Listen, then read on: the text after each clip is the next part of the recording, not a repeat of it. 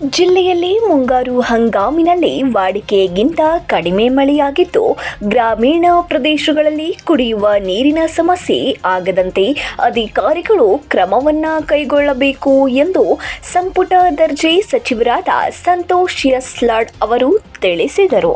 ಸಚಿವ ಸಂತೋಷ್ ಎಸ್ ಲಾಡ್ ಅವರು ಧಾರವಾಡದ ಜಿಲ್ಲಾಧಿಕಾರಿಗಳ ಕಚೇರಿಯ ಆವರಣದಲ್ಲಿ ಜಿಲ್ಲಾ ಮಟ್ಟದ ಅಧಿಕಾರಿಗಳೊಂದಿಗೆ ಅತಿವೃಷ್ಟಿ ಬರ ಪರಿಸ್ಥಿತಿ ಕುರಿತು ಸಮಾಲೋಚನೆಯನ್ನ ನಡೆಸಿದರು.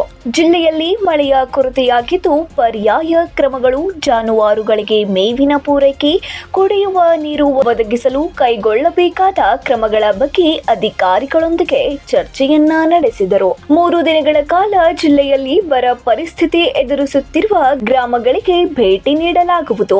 ಇಂದು ಕಲಘಟಗಿ ತಾಲೂಕಿನ ವಿವಿಧ ಗ್ರಾಮಗಳಿಗೆ ಭೇಟಿಯನ್ನ ನೀಡಲಾಗಿದೆ.